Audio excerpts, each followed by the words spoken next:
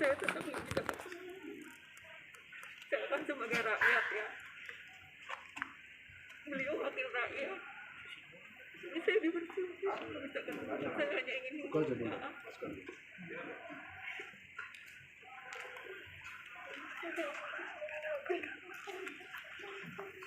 Jadi kemana rakyat mau mengadu kan? Nah, sedangkan kalau sang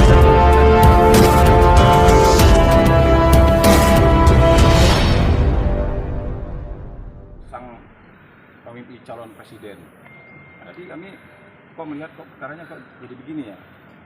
Kami kasihan, kami sangat sebagai orang hukum kami sangat prihatin lah. Jadi kami sebenarnya pengen pakai hitam nih sebenarnya sih. Belum lihat lagi siapa ibunya, kan kondisinya juga waktu ditangkap kebetulan ibunya juga ada di sana. Ya persisnya ditangkap ibu ini tadi cerita sama saya sampai saya aja ngeliat nangis gimana ibunya. Unik dalam arti prosesnya berjalan begitu cepat, apa prosesnya nggak sesuai dengan mekanisme yang harusnya dijalankan atau gimana, Bang? Iya. Yang pertama uniknya lapornya kan. Lapornya kita sama-sama tahu lah. Dia jabatannya sebagai wakil ketua kan, Komisi 3 DPR RI. Sebenarnya tempat masyarakat rakyat mengadu itu kan Komisi 3. Nah sekarang kalau ditanya tadi uniknya bagaimana? Uniknya begini. Belum lama ini kan Presiden Jokowi itu kan minta kepada Kapolri ini untuk khusus undang-undang ITE. Karena banyak orang ditangkap nih. Perkara undang-undang ITE banyak sekali orang ditangkap. Presiden Jokowi minta nih pada Kapolri untuk agar supaya selektif dalam menerima laporan. Akhirnya ditanggapi itu oleh Kapolri. Muncullah surat edaran 2021. Nah di dalam surat edaran itu isinya adalah pedoman pelaksanaan mulai dari menerima laporan, melakukan penyelidikan dan penyidikan. Bahkan di dalam surat edaran itu tidak bisa loh melapor diwakilkan. Tapi ini kan diwakilkan nih. Padahal kami ini sering lah mau buat laporan, nggak bisa kuasanya, harus si korbannya.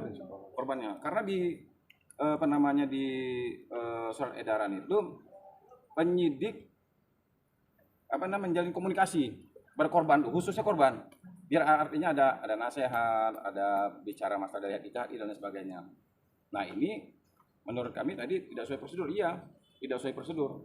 Ini loh ya teman-teman, orang yang duduk di persidangan yang jadi terdakwa itu belum bisa dipastikan bahwa dia akan mendapatkan putusan yang adil walaupun sudah sesuai hukum acaranya. Nah bagaimana kalau hukum acaranya menurut kami ada yang tidak dijalankan? Bagaimana orang bisa mendapatkan keadilan? Hukum acaranya saja ada yang dilewatkan. Nah ini kita sekarang sangat setia lah terhadap yang namanya restoratif justice kan, di setiap tingkatan loh itu dipertemukan para pihak dan sebagainya. Sampai sekarang ini nggak pernah ketemu. Ibu ini sudah berapa kali Bu ke rumah Ibu? Saya 2 kali ke rumahnya. Sedikit Bu. Selalu nggak bisa bertemu. 2 kali saya tungguin sampai saya mohon. Tapi saya tetap nggak bisa ketemu. Saya kan sebagai rakyat ya, beliau wakil rakyat. Ini saya dibersumpah, misalkan saya hanya ingin maaf.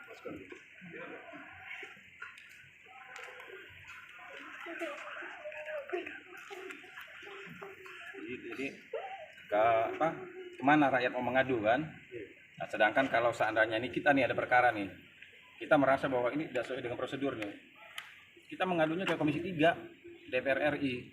Nah sekarang ini pelapornya wakil ketua Komisi 3. Mas Ibu tadi ini cerita bagaimana Pak, tanggal 27 anak saya dilaporkan, tanggal 1 habis maghrib dia datang polisi, bilangnya katanya hanya verifikasi dan sebagainya lah, ternyata dibawa sampai sekarang dia nggak pulang. Nah singkat sekali tanggal 27 dari tanggal 1 kan singkat sekali. Bagaimana proses yang katanya disebut restoratif justice itu di mana untuk mempertemukan para pihak? Padahal tujuan dari surat edaran itu adalah bukan pembalasan katanya. Jadi memulihkan keadaan seperti semula. Yang uniknya, saya sering dapat pertanyaan nih dari teman-teman media. Wah, Adam Denny juga pernah melaporkan jaring dulu katanya kan. Saya mau kasih tahu nih, perbedaan laporannya sama si Adam Denny sama Jering itu jauh antara bumi sama langit. Waktu Adam Denny membuat laporan itu dalam upaya dia melindungi dirinya karena laporan dia itu adalah pengancaman. Orang melapor polisi itu ada dua tujuannya, untuk dia minta perlindungan atau dia minta menindak pelakunya. Nah, yang dilaporkan oleh Adam Denny ini karena dia merasa terancam, dia melaporkan dalam upaya dia minta perlindungan supaya dilindungi nih dari pengancaman itu. Walaupun memang ada dampaknya, dia menindak pelakunya. Nah, sekarang yang dilaporkan oleh beliau ini kan sudah bisa dipastikan bahwa ini hanya untuk menindak pelakunya. Sekarang saya mau nanya nih, ada ancaman apa terhadap wakil kita DPR RI itu? Ada nggak ada ancaman nggak atas laporan Adam Denny ini? Kalau Adam Denny melaporkan itu ada ancaman terhadap dirinya, sehingga laporannya pengancaman. Nah, sekarang hilang nggak jabatan dari Komisi 3 itu? Tidak kan? Ada nggak pencemarannya, kerugian apa gimana? Tidak ada. Nah, sehingga sebenarnya yang namanya restoratif justice itu harus cuma dilakukan. Pak, kerugiannya di mana coba? Maaf Pak, saya potong Pak. Restoratif justice itu kan harus adanya mediasi antara kedua belah pihak Pak. Nah, di sisi ibunya dan Dini yang udah meminta langsung, ada nggak tanggapan dari kuasa hukum sesama kuasa hukum ini untuk mengupayakan restoratif justice itu Pak? Kalau sama kuasa hukum sebenarnya udah ketemu Bu ya. Ya, dia cepat sarankan katanya silakan Ibu bertemu dengan siapa? Asprinya menyarankan Ibu ketemu dengan lawyernya. Tapi lawyer sudah ketemu, silakan datang ke rumah. Makanya Ibu datang ke rumah. Tapi sampai di rumah, ya sampai detik ini, ya dengan alasan keluar kota. Di sisi lain kan Pak Ahmad Saroni udah terbuka menerima membuka pintu maaf dari yang Adam Denny. Ya, tapi permintaan maafnya kan ada kata tambahan. Saya memaafkan, tapi proses hukum tetap berjalan. Nah, bagaimana kalau begitu? Yang namanya memaafkan itu menghapus hukuman. Jadi kalau seandainya kita bilang, saya sudah minta maaf sama dia, kalau memang benar ikhlas memaafkan dengan sepenuh hati, tidak akan perkara sampai pengadilan. Nah, tapi dalam tahap mediasi yang dibangun sama pihak penyidik datang nggak mungkin dari pihak? Kalau Pak Ahmad Saroni datang pasti datang lah. Orang ini sampai ke rumahnya panas-panas sampai. Bukan, maksudnya kan restoratif justice ini kan dari kepolisian juga mengupayakan ya kan? Iya benar. Nah, itu ada nggak maksudnya mediasi antara kedua belah pihak? Lah justru makanya acara hari ini itu kita pengen eksepsi karena ada ada istilahnya hukum acara yang menurut kami harus dilakukan seperti ini. Artinya karena begini loh. Tersebut dilengkap lah ya. Iya, sekarang gini kita lihat aja dari tanggal laporan aja tanggal 27. Nah, kalau laporan tanggal 27 nggak mungkin oke lah tanggal 27 diperiksa juga si pelapornya. Oke, diketik segala macam. Nah, kebetulan yang melaporkan ini kuasa hukumnya kan. Belum lagi si prinsipalnya. Kalau dia tanggal 28 atau 29 prinsipalnya sekarang gini. Apakah semua laporan itu orang itu dianggap benar? Bisa saya laporkan semua orang-orang. Kalau ini kan berarti laporan itu begitu tanggal 27 dilaporkan, saya tidak tahu Pak Ahmad Saroni itu diperiksanya kapan. Nah, kalau dia begitu si kuasa hukumnya melaporkan, terus prinsipnya dilaporkan, berarti laporan itu sudah dianggap benar 100%, sehingga ada dilakukan penangkapan. Berarti semua laporan itu dianggap benar semua dong berarti. Kalau gitu saya bisa melaporkan orang siapa aja, bisa lawan-lawannya bisa saya laporkan dong. Nah, ini yang jadi kami sebagai orang hukum tuh, waduh.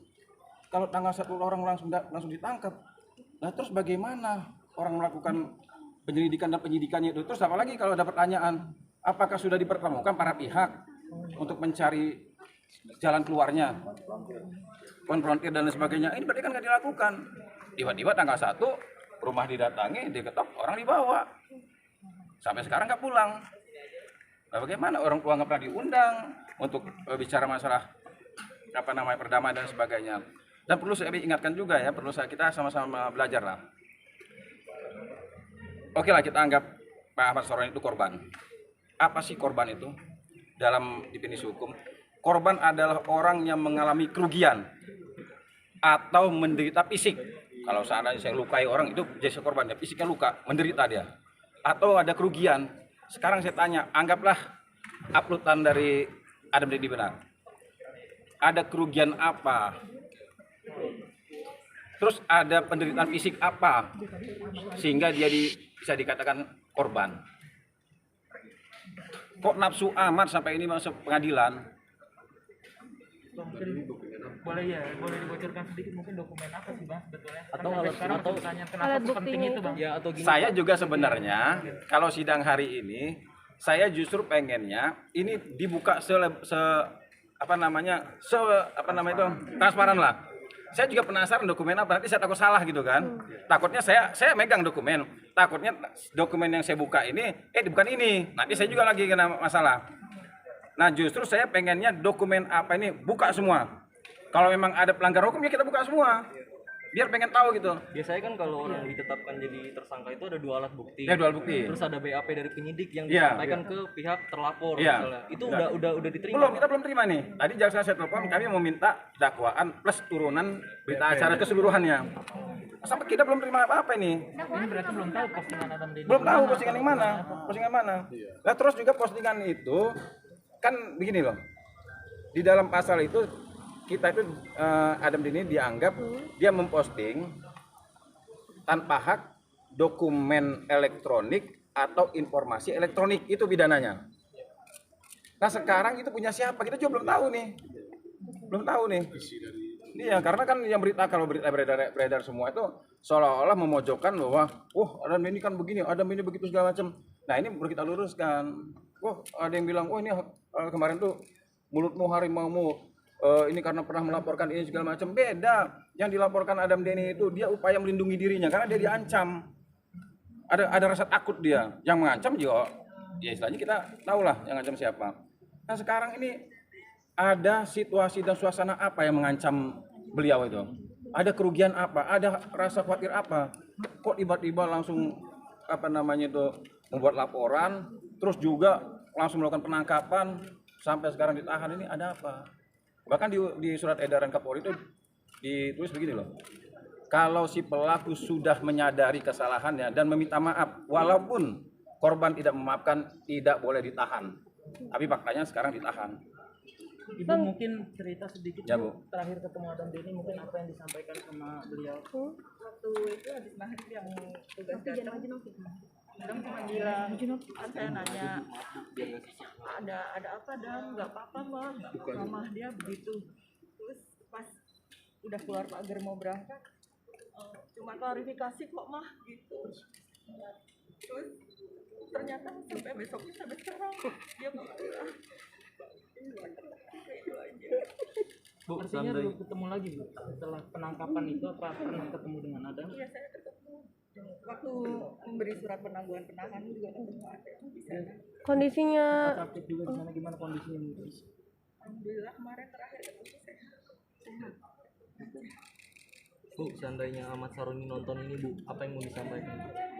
Saya dari lubuk hati yang paling dalam sebagai orang tua. Adam Denny ke sidangnya.